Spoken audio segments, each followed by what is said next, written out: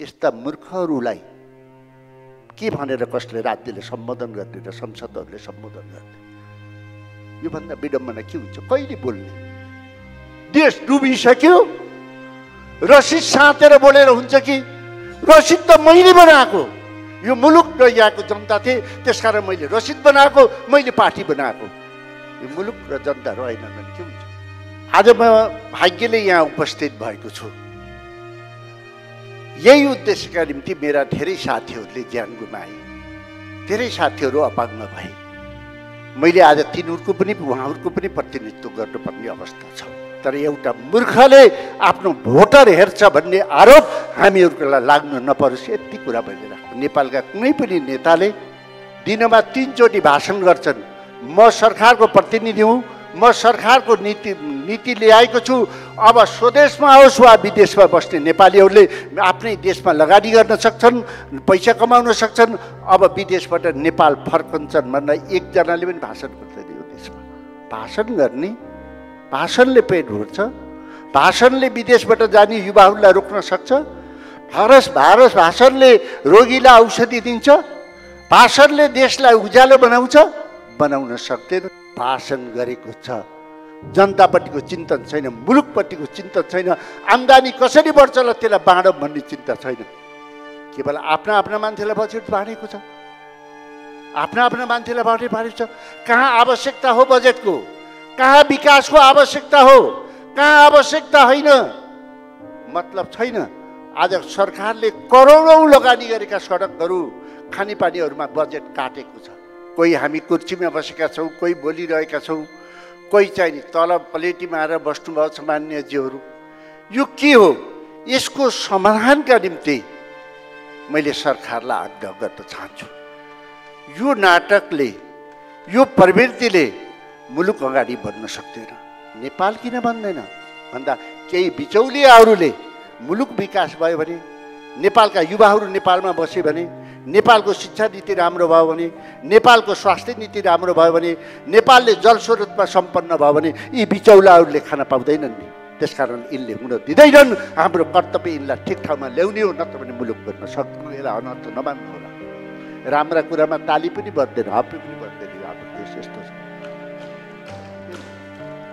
हामी गम्भीर, हामी उडन ठाउँलाई कुरा गऱ्यौँ भने त्यसले छुन्छ मान्छे। संवेदनशील कुराले हामीले छुन्दैनौँ। यो नेपालको तस्बिर हो, यो नेपालको मनस्थिति हो।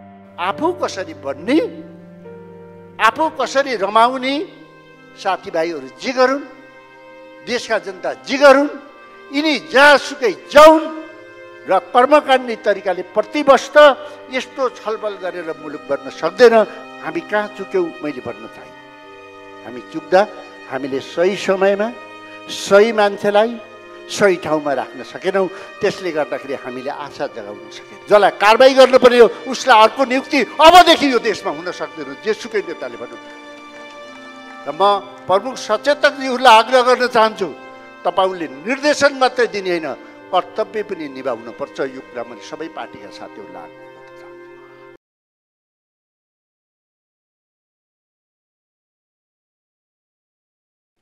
सम्मानीय सभामुख महोदय, यो गरिमामय सदनमा मुलुकलाई अगाडि बढाउने, जनताको जीवनस्तर बढाउने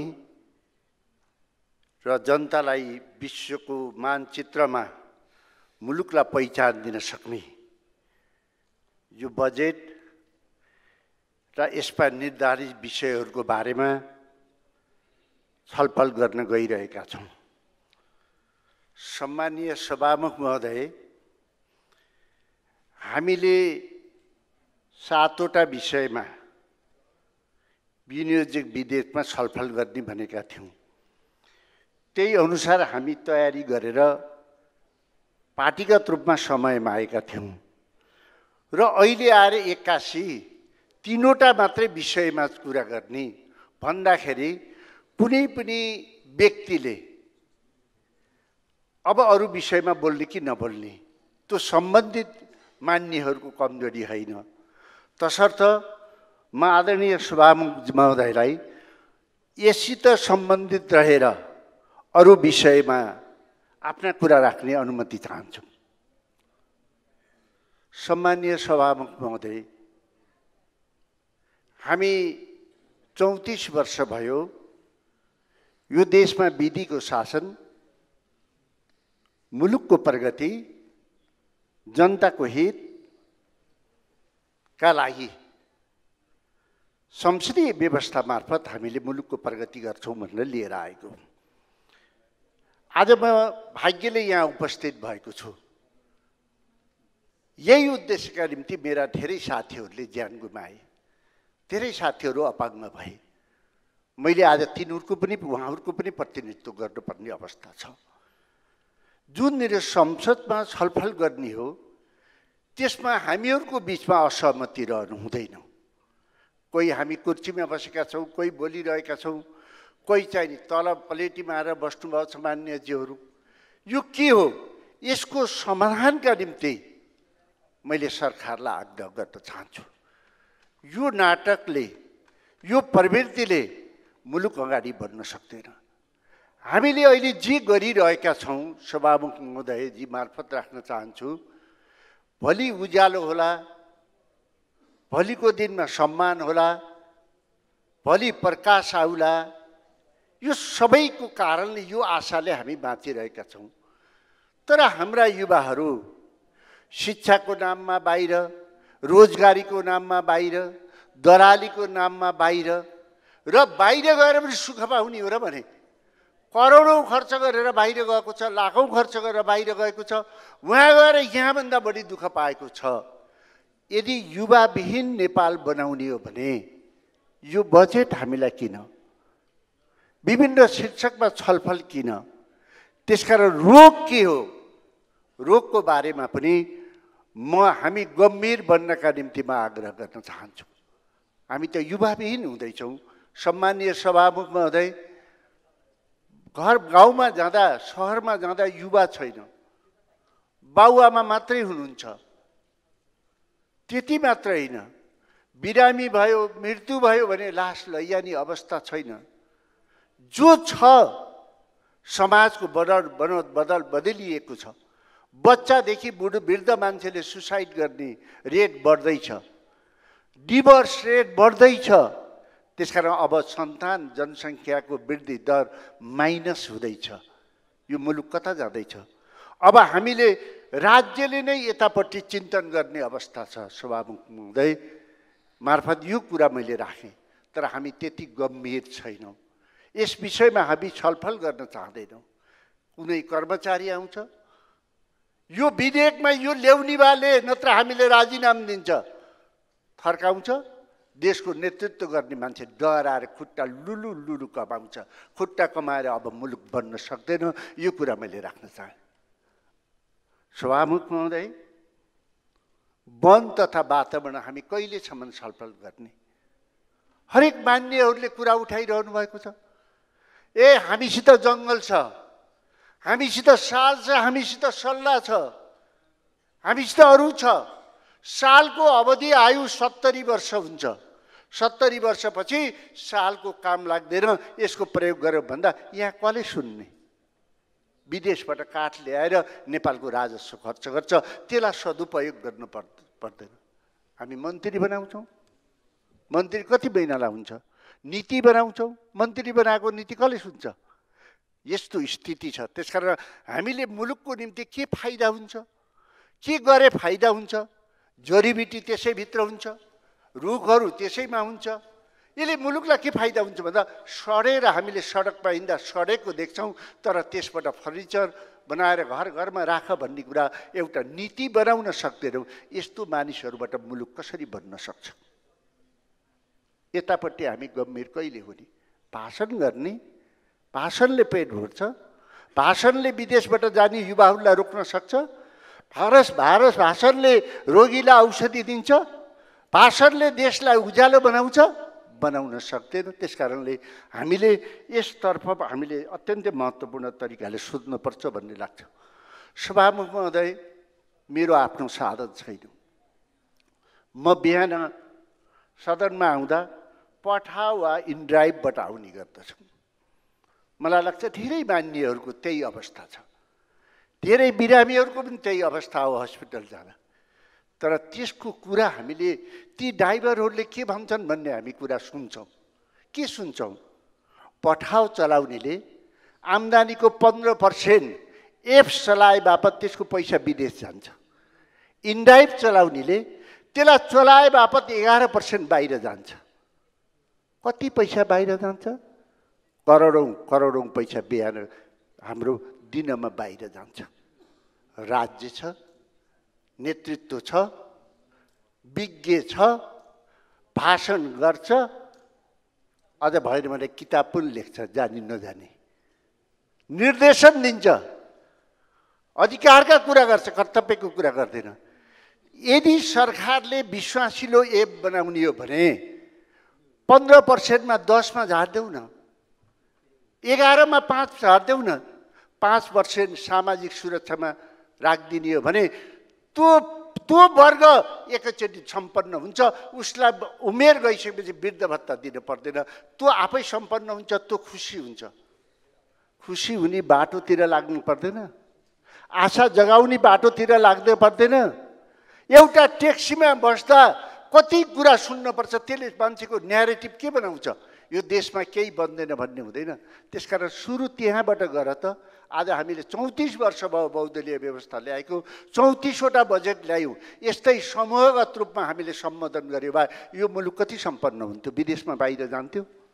यो चिन्तन छ, यो सोच छ।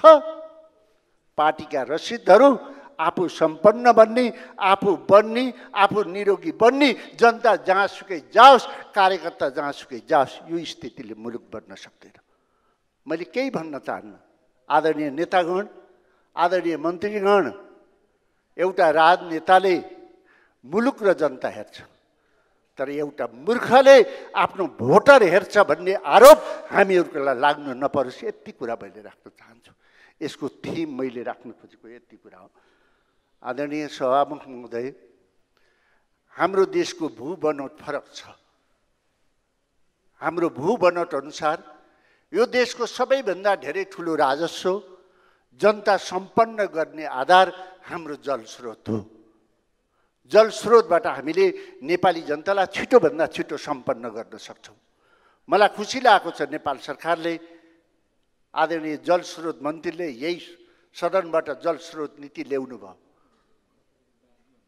28,000 मेगावाट बत्ती निकाल्ने, 60 खरबभन्दा बढी लगानी गर्ने। त्यसमा पनि के छ? सीमान्तकृत वर्गलाई 2 देखि 5% सेयर दिने। त्यसमा के छ? 49% नेपाली जनताले लगानी गर्न पाउने। यो नेपालको इतिहासमा पहिलो दस्तावेज हो। यसलाई हामीले कार्यान्वयन गर्दाका दिन 5 वर्षमा नेपालमा गरिबीबाट अन्त हुन्छ। तर नेपालका कुनै पनि नेताले दिनमा 3 चोटि भाषण गर्छन्, म सरकारको प्रतिनिधि हुँ, म सरकारको नीति ल्याएको छु, अब स्वदेशमा आओस् वा विदेशमा बस्ने नेपालीहरूले आफ्नै देशमा लगानी गर्न सक्छन्, पैसा कमाउन सक्छन्, अब विदेशबाट नेपाल फर्कन्छन् भनेर एकजनाले पनि भाषण गर्दैन यो देशमा। अब जलस्रोत नीति आऊ, देश बन्ने भयो भन्दा त अहिले त के नीति ल्याएको छ भन्नुहुन्छ भने टेक एन्ड पे अरे। तैँले बना, आवश्यक परे किनुला अरे। अब बैङ्कले कहाँबाट लगानी गर्छ? के हो सोचाइ, के हो चिन्तन, के हो बुझाइ, के हो इमान्दारिता, के हो? मैले यो देश बुझ्नै सकिनँ, मैले यहाँको नेतृत्व बुझ्नै सकिनँ। अब देश बन्दैछ भनेर आशा जगाइरहेको बेलामा फेरि निराशा त आयो। अब देशमा कसले लगानी गर्ने हो? यस्तो स्थिति छ। त्यसकारण माननीय सदस्यहरू, बुद्धिजीवीहरू, हामी सबैले एकचोटि बोल्नु पर्ने भयो यो मुलुकको निम्ति। मुलुकभन्दा ठुलो, हाम्रो समाजभन्दा ठुलो, जनताभन्दा ठुलो, संस्कृतिभन्दा ठुलो केही पनि होइन। हामी मानिस, हामी आउँछौँ जान्छौँ, तर यसलाई बिगार्ने अधिकार कसैलाई पनि छैन, किनभने यो निरन्तर रहिरहन्छ। सम्मानीय सभामुख महोदय, नेपालको भूबनोट जङ्गलसित, कृषिसित, स्वास्थ्यसित जोडिएको छ। हामी जलस्रोत पछिको सबैभन्दा ठुलो आम्दानी कहाँबाट हुन्छ त? हाम्रो भूगोलले दिन्छ। भूगोलले कसरी दिन्छ भन्दाखेरि हामीले हिमाली साइडमा, हामीले भेडा च्याङ्रा चौरीहरू पाल्यौँ भने हामी 65 लाख जति भेडा च्याङ्रा चौरी पाल्न सक्छौँ। त्यसले के दिन्छ त मुलुकलाई भन्दा, त्यसले हामीलाई के दिन्छ त भन्दा, भेडा च्याङ्रा चौरीले सबैभन्दा पहिले ऊन दिन्छ। त्यो ऊनले के दिन्छ? हामीलाई रोजगारी दिन्छ। अहिले म आइसियुमा थिएँ। मैले आदरणीय अर्थमन्त्रीजीलाई म आइसियुबाट फोन गरेँ, मेरो कुरा चल्ला कि भनेर। नेपालको भूबनोट अनुसार हिमाली भेगमा भेडा च्याङ्रा चौरी पालौँ। यसले चाहिँ हामीलाई ऊन दिन्छ, त्यो ऊनले कार्पेट दिन्छ, त्यो ऊनले चाहिँ पस्मिना बनाइदिन्छ। त्यसले गर्दा संसारको मान्छेहरू नेपालमा ऊन र कार्पेट र पस्मिना बनाउन आउँछन्। त्यसले नेपालमा डलर ल्याउँछ। यो आउटको सबैभन्दा महत्त्वपूर्ण कुरा छ। दोस्रो, यसले के दिन्छ त भन्दा, यसले छुर्पी दिन्छ। संसारमा मानिसको भन्दा महत्त्वपूर्ण स्थान अहिले डगहरूको हुँदैछ, पपीहरूको हुँदैछ। मान्छेले त्यसरी राखिरहेको छ। नेपालबाट छुर्पी जान्छ, त्यो नेपाली पैसामा आउँदैन, डलरमा आउँछ। त्यति मात्रै कहाँ हो र?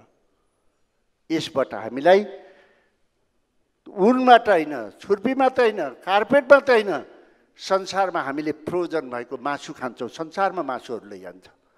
आदि हामीले हिमाली भेगमा यसलाई प्रयोग गर्यो भने संसारको मानिसहरू, संसारको सञ्चारकर्मीहरू नेपालमा आउँछ र नेपालले सबैभन्दा धेरै मासु बेच्छ।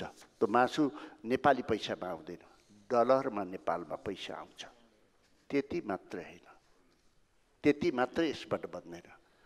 आज हामी खरबौँ लगानी गरेर, आदरणीय जनार्दन सरले पनि भर्खर भन्नु, नेपालको बजेटमा जहिले सुकै हाम्रोमा के हुन्छ भने युरिया मल कारखाना खोल्ने भनेर लेखेको छ, भाषण गरेको छ।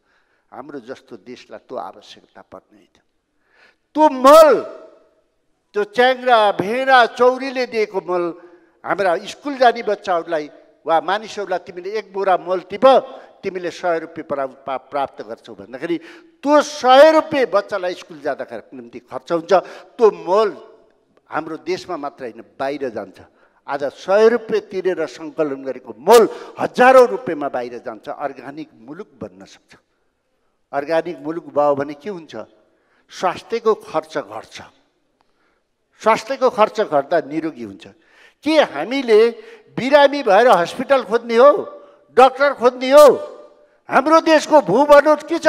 हामी निरोगी बन्न सक्छौँ। पाणिनि ऋषि यहीँ, श्रृङ्गे ऋषि यहीँ, जसले चाहिँ नि श्रृङ्गे ऋषिले दशरथलाई सन्तान नहुँदा यहाँको जडीबुटी लगाएर दशरथलाई खुवाएर, रानीहरूलाई खुवाएर राम लक्ष्मणहरू जन्माएको त्यस्तो भूमि छ। न हामीलाई केही इतिहासको ज्ञान बुझ्न खोज्छौँ, न हाम्रो सम्पत्तिको भेल्यु बुझ्न खोज्छौँ। हावामा उडिया तालमा को विज्ञ भनेको छ, त्यो विज्ञ हो कि कमिसन खान आएको हो कि, त्यसको आधारमा मुलुक बनाउन सकिँदैन। हामीसित सबैभन्दा दोस्रो आधार हो। त्यति मात्रै हो र? चौरीहरू, भेडाहरू, च्याङ्राहरू पाल्नका निम्ति घाँस चाहिएन? घाँस चाहिएन? 6 महिना त्यहाँ खान्छ। 6 महिनाको घाँस पहाडबाट जान्छ। त्यो पैसा पहाडमा पनि त आयो। त्यो घाँस परालमा मधेसमा पनि त गयो नि। मुलुक सम्पन्न बन्न सक्छ। त्यसकारण हामीसित दृष्टिकोणै पुगेन, हामीसित चिन्तनै पुगेन। केवल आफू कसरी बन्ने, आफू कसरी रमाउने, साथीभाइहरू जे गरून्, देशका जनता जे गरून्, यिनी जहाँसुकै जाउन् र कर्मकाण्डी तरिकाले प्रतिवर्ष यस्तो छलफल गरेर मुलुक बन्न सक्दैन। यो कुरा मैले राख्न चाहेँ। त्यसकारणले योतातिर हाम्रो दृष्टि पुगोस्, म आग्रह गर्न चाहेँ। स्वास्थ्य र जनसङ्ख्या, मैले पहिला पनि भने, आज नेपाली जनताहरू कृषिदेखिमा यसमा जोडिएको छ। पानीसित यो जनताको स्वास्थ्य जोडिएको छ, योगासित जोडिएको छ, शिक्षासित जोडिएको छ, जडीबुटीसित जोडिएको छ। यो सबै एकै ठाउँमा पर्छ। त्यसकारण यसलाई हामीले गम्भीरतापूर्वक छलफल गरौँ भन्ने कुरा मलाई लाग्छ। अब कृषकले के गर्ने? कृषक त नाम मात्रै हाम्रो कृषक। कृषकको नाममा हामी कति भाषण गर्ने? तिनको नाममा अनुदान आउँछ, त्यो अनुदान तिनले पाउँदैन। अहिले मैले कृषि मन्त्रालयले निकालेको पुस्तिका हेरेँ, के त्यो गरिब जनताहरूले, ती किसानहरूले कृषि अनुदान पाए त भन्दा काठमाडौँमा बस्ने 9 जनाले अरबौँ अरबौँ अनुदान पाए। ती जनताले न ब्याङ्कबाट ऋण पाउँछन्, न तिनले अनुदान पाउँछन्। कति दिन भाषण गर्ने? यसलाई छानबिन गरौँ, जसको बालामा गल्ती भएको छ त्यसलाई कारबाही गरौँ, यति कुरा म राख्न चाहेँ। होइन भने किसानले केही पाउँदैन।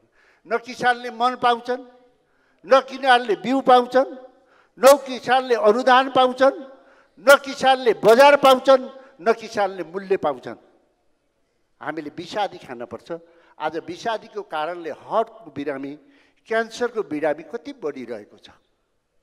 यसपट्टि हामी कहिले चिन्ता नै गरेनौँ। सोचै छैन। यो सोच कसले बनाइदिने हो? यो सोचको विकास कसले गर्ने हो?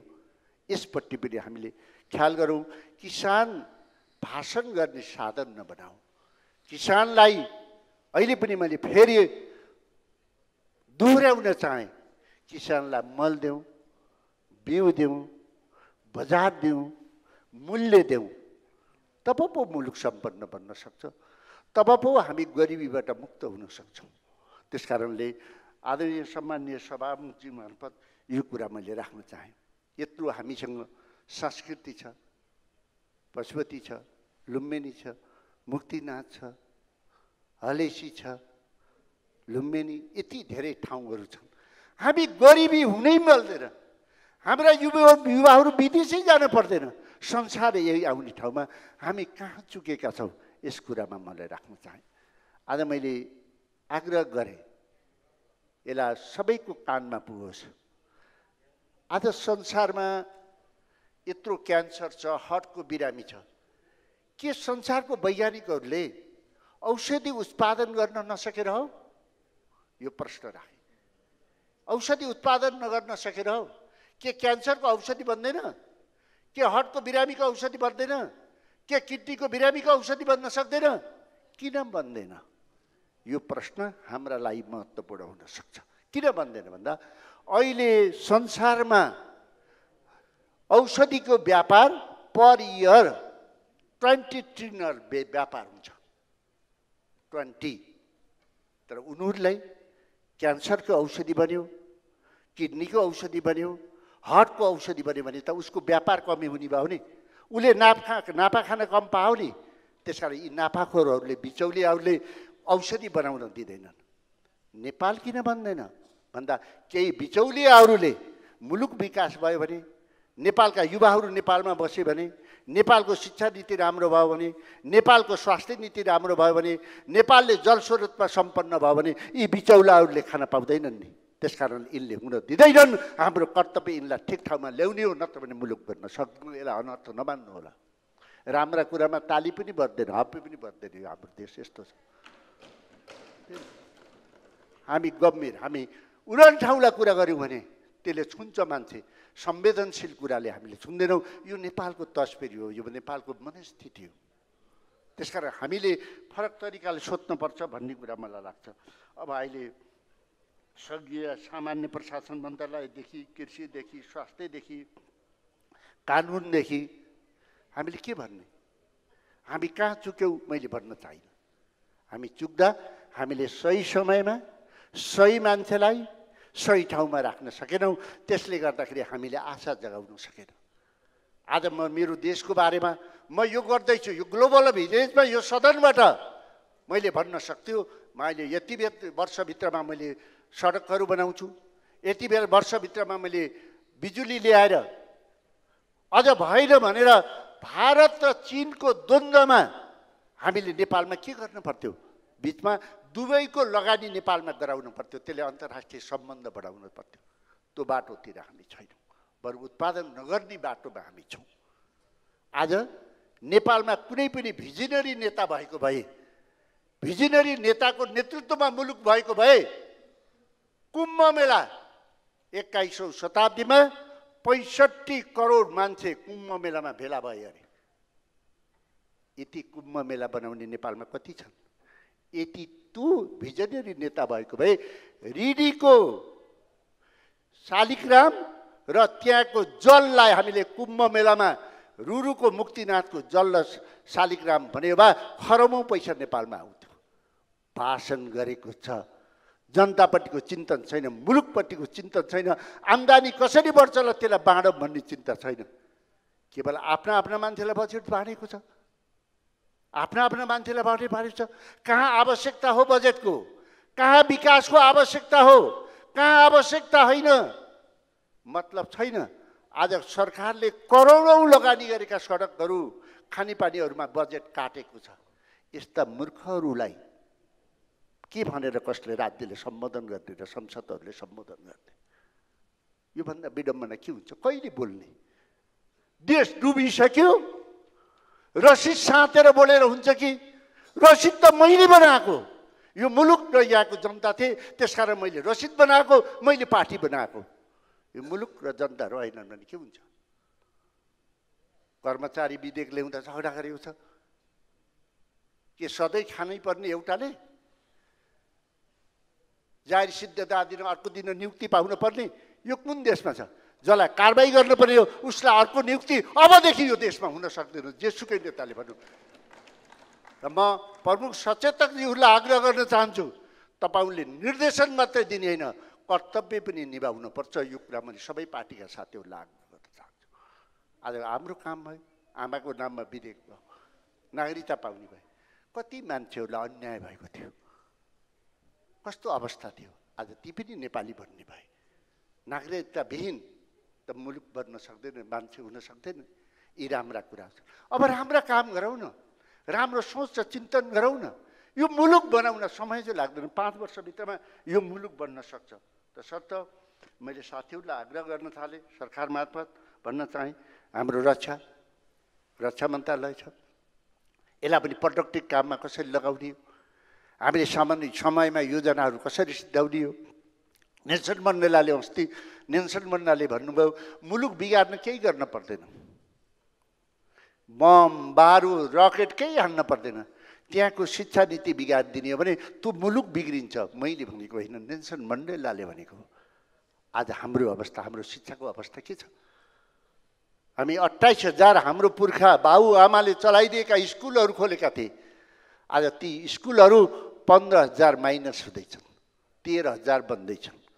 कसैले पनि सरकारी स्कुलमा पढ्न चाहन्न। यसलाई बनाउनु पर्दैन, यसलाई हामीले अगाडि बढाउनु पर्दैन।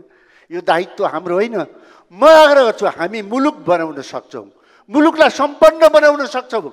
हाम्रा युवाहरू विदेश जान पर्दैन, हामी यही राख्न सक्छौँ। हाम्रो प्राकृतिक स्रोत र साधनको प्रयोग त गरौँ।